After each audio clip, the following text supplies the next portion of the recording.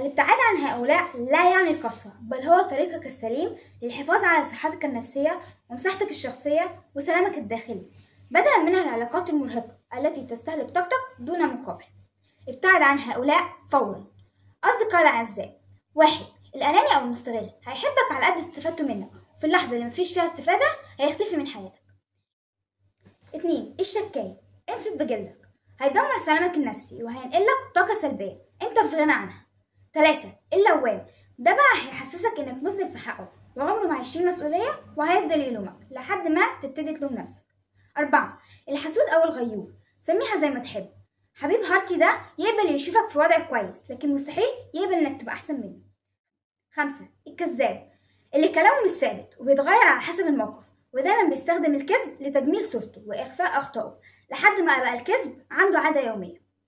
بما انك وصلت لاخر الفيديو، متنساش اللايك والشير والسبسكرايب.